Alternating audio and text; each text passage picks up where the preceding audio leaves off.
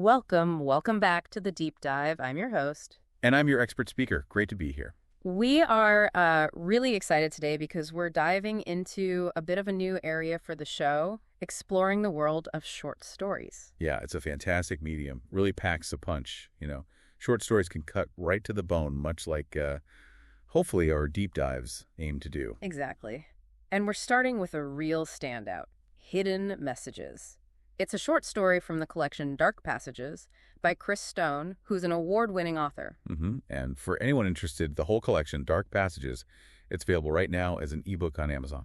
Worth checking out. Definitely. This story, Hidden Messages, it just grabs you immediately. It's about this core conflict, how a guy's seemingly random notes, just little things he leaves around. Yeah, in like the most mundane places. Right. How they somehow spark this completely unexpected and frankly pretty terrifying violent movement. It's a really chilling idea, isn't it? Mm-hmm. Makes you think about the power of words, even seemingly small ones, and how they can just ripple outwards. Totally. Okay, let's unpack this. Let's do it. So the story kicks off in a place a lot of us might recognize, maybe too well. A shitty little cubicle. That's how he puts it. Our narrator, he's a data analyst at some generic tech firm, but right away, Chris Stone tells us something's really wrong. Yeah, that opening is intense. He describes this metallic taste, like electricity in the air, his head pounding, and there's a fire sprinkler just drenching his desk, an alarm blaring. It's chaos. Total sensory overload.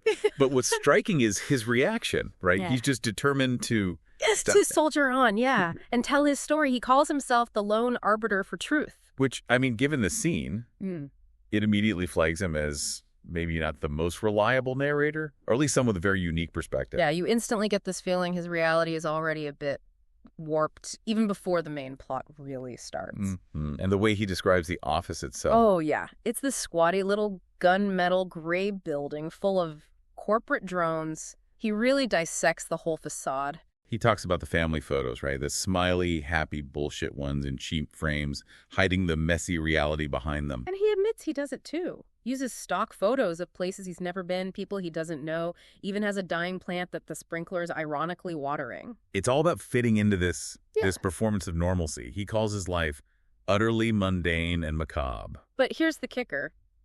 He's actually good at his job. Super efficient, he says. Which means... We got time. Lots of time for his real passion. Exactly, which turns out to be writing. He told us he's a struggling author. Right, just finished this Romeo and Juliet type storyline he thinks is going to be a movie. But breaking into that world, it's tough. He talks about sending out like over 50 query letters to agents, polished them all up. Oh yeah, the slush pile, or as he calls it, the shit pile. That whole process is just brutal for writers. The rejections, sorry, not accepting new clients, not appropriate for the mainstream, not marketable, just form letters. Impersonal. Cold. It really wears you down. You could see how that repeated rejection starts to build this resentment in him. Totally. He says a simple fuck off would have been better received. He just wanted someone to actually acknowledge they'd read it. And this isn't new for him, right? He mentions writing stories in high school that even his parents wouldn't read. Yeah. And that rejection just became this powerful, motivating factor, made him determined to prove everyone wrong. What's fascinating here is how Stone shows that constant rejection shaping his whole psyche. It's not just about his career. It feels like an attack on his very existence, his voice. It absolutely fuels what comes next.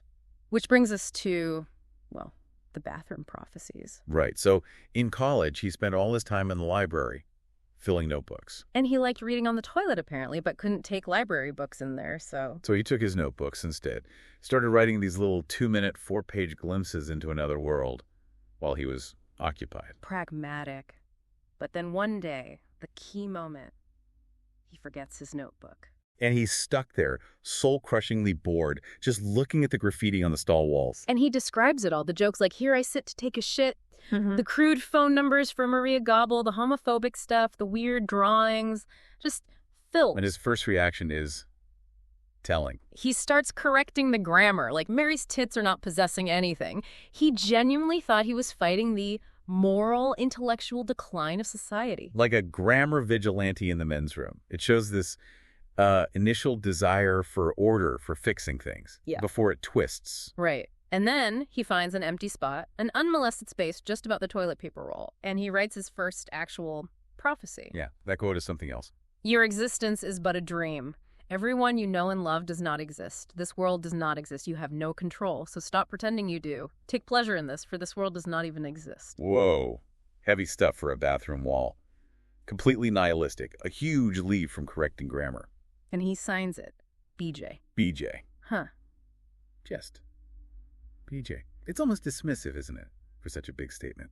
It really is. But he feels remarkable, liberated even, and he decides this is it. He's going to repurpose his rejected stories into these bathroom prophecies, give them a new life. And that's the spark, isn't it? That small act, born out of boredom and rejection, is about to turn into this massive cross-country mission. So he graduates college, and he's dead broke and have no plans. Trying to make her resume sound good. Right, with those buzzwords. Idea storm innovator, thought induction expert. He knows it's bullshit. Totally. He's basically facing homelessness. But then he finds this flyer on a park bench. Ah, the summer stay program. This is key. Yeah, this kind of obscure program where hundreds of colleges rent out empty dorm rooms super cheap over the summer, like $15 a night. No amenities, though. The lack of AC is a Kim Kardashian-sized butt, as he so eloquently puts it. Huh. But it's his ticket, right? It gives him the means to travel all over the country. Exactly. It's the infrastructure for his mission. Spreading his word, spreading his message one bathroom stall at a time. First stop, Cal State Fresno. He needs cash, obviously. Figures universities are always busy. True cities that never sleep. Good place to find odd jobs and more bathrooms. He ends up in the food court, which he describes pretty cynically, like it's all just slaughtered and repurposed cow. Yeah, you see his critical eye sharpening. He's looking past the surface everywhere now. And that's where he meets Helga. Ah, Helga. Quite the character. Described as this meaty, sweaty woman, arms jiggling, constant motion behind the counter. She offers him work, washing dishes, mopping. Cash under the table. A few hundred bones a week. No questions asked. Place is full of felons and vagrants. And her language. Wow. Calls the mop the fuck stick, the cum dumpster, just completely unfiltered. She's the total opposite of the fake corporate world he left. Raw, crude, maybe a bit much for him. Definitely a bit much, especially when she starts showing interest. He mentions a full open-handed slap on his butt. She jerked me while I was mopping. Yikes. Yeah, that's boundary crossing, to say the least. He's clearly uncomfortable. Extremely. Needs to get away from her unexpected interest. But while he's there, dealing with this, his bathroom writing evolves again. Right, it gets more philosophical, reflecting his experiences. He writes things like, time is a river that flows in one direction. Sometimes it just careens off a cliff. And tells impatient students, patience isn't a virtue, it's an inevitability. He's also musing on time, being a construct of the mind, telling people to slow down, enjoy the banality. You can really see his own life, his discomfort, feeding into the messages. And he starts targeting his messages more. Different buildings, different themes. Yeah, that's interesting. Like for the arts and sciences kids. Capitalism has failed. You are but a meaningless cog in a big shit-eating machine. Reject the system. Pretty direct. And for physics, he goes after environmentalism. We are frogs in the proverbial simmering soup, though he admits he's kind of a hypocrite about it himself. Right, a half-assed environmentalist. Yeah. And in the chemistry building, he writes about sarin gas, warning future chemists about accidental discoveries. So if we connect this to the bigger picture, his personal stuff, the rejections, Helga watching the college kids, it's all funneling into these broader, angrier critiques. He's not just venting anymore. No, he sees himself as a regular fucking prophet now. He's trying to provoke. Definitely escalating. So Helga eventually spooked him, he says. Time to move on. He drives to Salt Lake City. Finds rejection there too, but this time, just no jobs. He makes some cracks about the rule-thirsty Mormons at BYU. Yeah, says their magic underwear prepares them for fucks like me. No Helga equivalent to hire him under the table. So new funding source needed. Plasma donation, $40 a pop. But he says they take everything good from you and leave you empty. Calls it a perfect metaphor for every relationship. Ouch. That's bleak. Giving away his literal life force to fund this increasingly dark mission. And his big moment in Utah, graffitiing the Mormon tabernacle. Oh, okay. That's bold. Writes this blistering response about Brigham Young, blood atonement, the Mountain Meadows massacre, plays on prophet versus prophet. So he's directly attacking established institutions, historical figures now. Not just general ideas. Yeah. But he decides Utah didn't jibe with his message anyway. Time to move on again. Hashtag tag 3, friendship, betrayal, and the catalyst for violence. Where does he head next? Texas. El Paso. He's immediately dismissive of the cowboy starter pack vibe. Always judging, isn't he? Pretty much. And there he meets Manuel, described as a 6-fingered Mexican. Polydactylism, yeah. Stone uses that physical detail to make him stand out. Imposing guy, quick temper. And the narrator notes his carelessness, connects it right away to low wages, the failed American dream. Finds another kindred spirit in disillusionment, basically. Kind of. And surprisingly, he finds a bit of camaraderie in the kitchen there with Manuel Juan Carlos. Really? What do they do? Drink Coors Light, smoke cheap weed, sing Johnny Cash, talk trash about baseball. Just normal stuff. He actually reflects, this was the closest thing I had to friends. So what does that mean? Even on this solo crusade, he still craves connection. Seems like it. A little moment of almost normalcy, but it doesn't last. Let me guess. Manuel. Yep. Manuel's ranting about slave wages, how goddamn ridiculous things are. And then, out of the blue, asks the narrator, What? You want to knock over the Texas El Paso First National Bank with us or what? Whoa, just like that. Just like that. And the narrator, he's tempted, but he thinks, no, I can't do grand larceny. I'm trying to teach morality. Interesting justification. He thinks living on the edge, being broke, that's what fuels his writing. Yeah. Crime is too mundane or just wrong for his mission. Yeah, his razor's edge theory. But Manuel doesn't like being told no. He gets violent, grabs the narrator intimately, threatens him graphically if he goes to the cops, like involving a paring knife and a deep fryer. Jeez, that's terrifying. And the others? They just laugh, find it hilarious. Wow. So much for camaraderie. Brutal. Totally. Narrator promises silence and just bolts. Gets out of there before the heist happens. Can't blame him. That threat sounds serious. And that fear, that betrayal, it seems to push his writing even darker. He's at a Denny's, fueled by caffeine and adrenaline. And what does he write now? They work us slave hours, they pay us slave wages, and they wonder why we start revolutions. Reject your God. Okay, so now it's explicit calls for revolution. And rejecting God, that's a big escalation from enjoy the banality. Yeah, he reflects that relationships, friendships, Helga, Manuel, they were all just distractions from his real purpose. Classic radicalization thinking. Shedding all ties. Then he sees a news report. Juan and Carlos got caught. Yeah. Manuel's identified as the third suspect, description, tattoo, everything. And the narrator thinks. He'll think I turned him in. He flees immediately, truly alone now and paranoid. So he's running scared from Manuel. Where does he end up? Colorado Springs. The fear starts to fade a bit. He refocuses on his purpose, but he needs money again. Back to plasma. Yep. New source, Western Cryobank, sperm donation. Oh, okay. That's different. $75 a pop. Yeah. Much simpler than plasma, he notes. But the experience. Probably pretty awkward. Totally. Sterile room, old porn magazines like Swank, October 1986, pressure to perform. He actually says, I suddenly knew what prostitutes felt like. Wow. That's a pretty stark comparison. Selling a very different part of himself now. It's getting darker, the commodification of his own body. It really is. And right after this, he meets Sky. Ah, Sky. This feels important. Big time. She's described really vividly.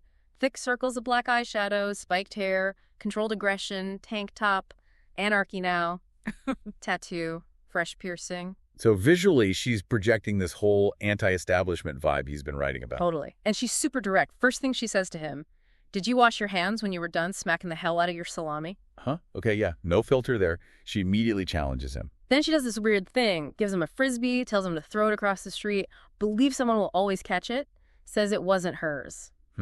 Symbolic. Like throwing messages out in the world. Feels like it, right? He gives her a fake name, Trip Allison. Then she takes him to see something she calls the most disturbing scene in all of Colorado. Which is? The cryobank's dumpster. Oh no, why? She explains they screen the sperm, discard the rejects based on DNA, short ones, fat ones, bald ones, genes for leukemia, osteoporosis. She calls the ones they keep perfect little designer babies. Fucking Nazis. Whoa, that's a heavy accusation. And it hits him hard, right? Realizing his stuff might just end up in the trash. Yeah, the cum dumpster, as she puts it. She calls him out for selling your body like a whore, suggests blood donation. He shows her all the needle marks from plasma. So she sees through his justifications. And then she offers him a place to stay. Yeah, her shitty little apartment. No? No AC, Deadsville, but it's shelter. And maybe ideological kinship. Seems like it. He's found someone who speaks his language, maybe even pushes him further. Definitely pushes him. Living with her, his writing shifts again. He writes this message comparing how much men versus women can make selling bodily products, arguing it pays to be female. Okay, interesting angle. Still focused on systemic inequality, but through this weird lens. But then comes the real turning point, the rage trigger. He finds an article in the student newspaper. Campus graffitist spreads message of tolerance. Tolerance. That doesn't sound like his recent stuff at all. Exactly. The article basically rips him apart, calls him a renegade social commentator, but says his stuff is pure fiction, calls him a useless graffitist masquerading as a prophet, says his tales are tired and nothing new, tells people not to read his trash. Ouch. That's brutal. And who wrote it? Skylar Pennington. It's Sky. Oh my God. The person who took him in, who seemed like an ally, publicly demolishes him. Yeah. He is seizing in anger, pure rage. Feels like everything he did was going to waste, that he wasn't changing anybody. This hits way harder than any agent's rejection. I bet. It's personal betrayal on top of professional invalidation from someone he maybe even started to connect with. Seems like it. And his response is immediate. He needs a swift response. No more hidden messages. What does he do? Goes bigger, bolder. Buys Dayglow orange spray paint. Goes to her apartment building. Oh, no. And sprays this massive Dayglow orange love letter right on the wall. Accuses her of lying. Calls her a corporate whore. Says she's lying to your readers. It's full of this intense mix of love, hate, betrayal. A manifesto of rage, really. Directed right at her. And he signs it. Love, Trip. Then leaves the frisbee she gave him. Like a thrown frisbee demanded to be caught. His final twisted message to her. Wow. That raises a huge question, doesn't it? How much can personal hurt fuel something really destructive? Her rejection just flipped a switch. He literally says later, reflecting on it, without Sky, there would have never been a Penn State manifesto. He blames her, or credits her in a twisted way. Both, maybe. Yeah. Says her hatred was the engine that drove him. Yeah. Her article unknowingly inspired him to be better, to do more. Better meaning. More extreme. Exactly. Bathroom walls are done. He starts spray painting buildings directly, dorms, libraries, medical buildings. Big orange strokes, impossible to ignore. So he's gone fully public, fully confrontational. Seeking that undeniable impact, she denied him. And he goes on this spree across the Midwest, calls them his masterpieces. What kind of stuff is he writing now? Still philosophical. More like paranoid warnings, conspiracy theories mixed with health scares. At Monsanto Hall in St. Louis, he warns about chemical attacks, listing corporations saying, they're all killing us slowly. Okay, ramping up the fear-mongering. At a stadium, it's cell phones causing brain cancer. In Illinois, sugar-free gum turning into formaldehyde. Near a genomics institute, it's hormones in meat, and weirdly, broccoli is the most cancerous vegetable. Broccoli. Okay, he's really going off the rails now, mixing legit concerns with just bizarre claims. It's a scattergun approach to societal panic. Yeah. And at Ohio State, warns about mad cow disease from cheeseburgers. He says when he gets going, reality kind of disappears, and he never gets caught, which just makes him bolder. That sense of invincibility is dangerous. He feels untouchable, like his message is protected somehow. All this leads up to Penn State, his crescendo. He plans it out, calls it the Penn State perspective. Going for a big finale. Drives straight to the Statal building notes. It's beautiful marble columns and all. He sprays can after can empty all around the building. And how does he feel afterwards? At peace. Believes it's his best writing of all time. Thinks it will genuinely change lives. That's the delusion, right? He truly believes this act of vandalism is a profound public service. A necessary wake-up call. But the wake-up call is not what he expected. He's back at a Denny's watching the news. And pure and utter chaos at Penn State. Students rioting, armed with metal rods, broom handles, rocks, marching on the Statal building. Oh, God, because of his graffiti. Directly. The reporter says the Penn State Manifesto is the cause, their motivation. Windows are exploding. Police in riot gear are moving in. This is horrifying. He actually incited a riot. And the camera zooms in on 3 words he painted. Kill the establishment. Kill the establishment. What? He's shocked. Whispers, had I really written that, I couldn't remember. Whether he remembered or not, the message landed. And it landed violently. That abstract anger became a literal call to action for these kids. The report gets worse. At least 3 students dead, trampled. Buildings on fire. And it's spreading. Spreading. Yeah, it's the third instance of campus violence this week, traced back to him in Colorado Springs. Riots in St. Louis, Carbondale, Champaign, Ohio State. Copycat messages popping up everywhere. California, Oregon, Wisconsin, Berkeley is on fire. He's gone viral in the most destructive way possible. Yeah. A madman with his spray can has sparked nationwide chaos. He's horrified. Feels sick. Asks himself, I'd set off on this venture for good, not bad. Tries to blame Sky again, saying she tilted my message from hope to hate. From manuscript to manifesto. It's a weak justification for the outcome, isn't it? He recognizes he mobilized an army I didn't control, but still deflects full responsibility. And his reaction. He runs, flees the feds, drives west, his new plan. What? More prophecies? No. To settle down, conform, and realize the American dream. Wow. After igniting the country, he just wants to disappear into normalcy.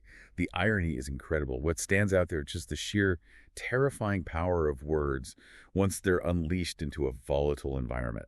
He lit a match, maybe without fully realizing how much gasoline was around. So after all that chaos, the riots, the deaths, where do we find him? Back where he started. In a cubicle. No way. Yes, wait. Data analyst again, wearing desert battle fatigue khakis, back to the mundane and macabre existence he hated, collating data, making bright, cheery graphs. That's deeply ironic. A total retreat. Is he just pretending? Mostly. He avoids people, wears huge headphones, snaps at coworkers, creates this persona, the answer man that everyone's afraid to ask a question. So, still isolated, still performing a role. Has he given up writing? Not entirely. He's automated his job, so he hides a tiny Word document where he still writes stories and query letters. It's his new bathroom wall, secret rebellion. Wow. Still simmering underneath. And he still hates the office life. Oh, yeah. Despises the routines, the Starbucks runs, the microwave lunches, the news channels, MSNBC, CNN, FOX says they're all the same. Just selling fear. Hates his manager, calls him a stereotypical, arrogant, self-righteous fuck. So the resentment is still there, just Yeah. contained, for now. But there's one person he doesn't hate. Stefani. The lone exception. Okay, who's she? Fresh-faced, kind eyes, smells like sensible Dove body wash. His benevolent caffeine queen.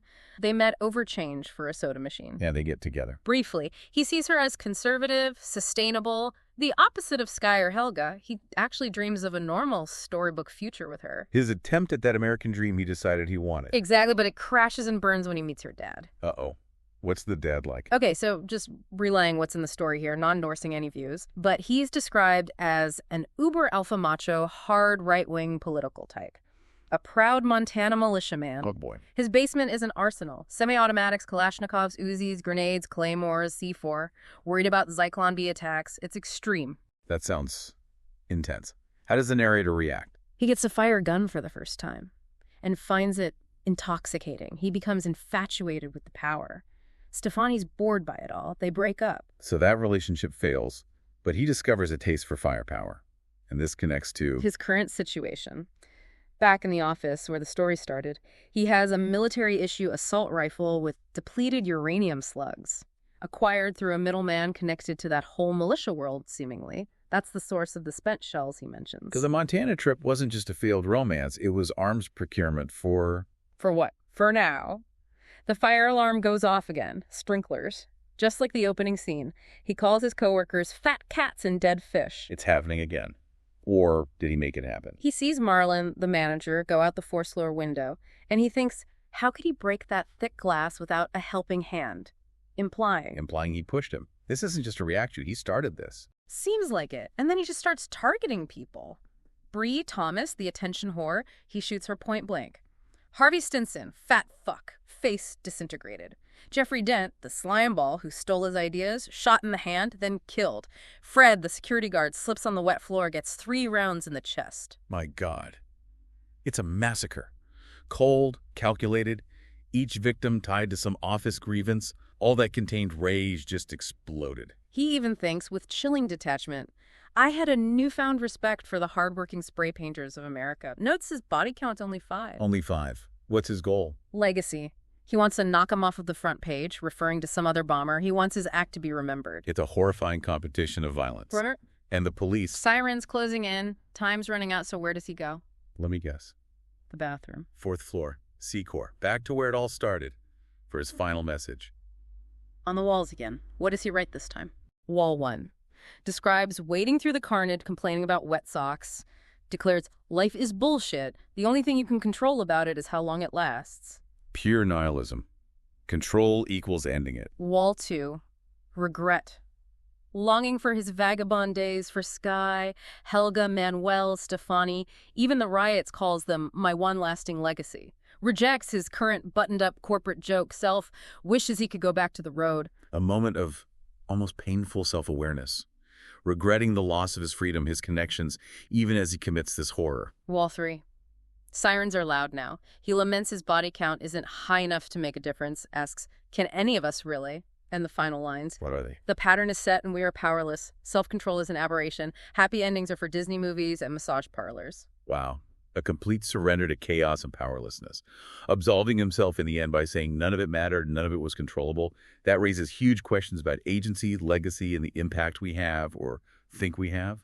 A chilling end. And that brings us to the end of this incredibly intense, really unsettling journey through Chris Stone's hidden messages. We saw a guy go from frustrated writer, leaving notes in bathrooms, Yeah, just trying to be heard, to unintentionally, or maybe subconsciously intentionally, sparking nationwide violence and then committing this final horrific act himself. And things that just jump out at you, don't they? Control, influence, the terrifying power words can have, especially when they tap into existing anger. Totally. And if we connect this to the bigger picture, like our world today, it's a pretty stark commentary on how information or maybe disinformation spreads. Absolutely. How messages get amplified online, taken out of context, twisted, and can lead to real-world consequences that nobody predicted, least of all maybe the original sender. It shows how fragile things can be. It really makes you think. So maybe a final thought for everyone listening. Just consider the messages you see every day, the subtle ones, the loud ones, and think about their potential impact, where they might lead. Yeah, and the responsibility that comes with putting things out there, even small things, and the need for critical thinking, for questioning what we see and hear, because those hidden messages are everywhere, shaping things in ways we might not even realize. A really powerful story. Definitely makes you pause. It certainly does. Well, thank you for joining us on this deep dive. It was a lot to unpack. Always a pleasure. Join us next week when we review the next story in the Dark Passages collection.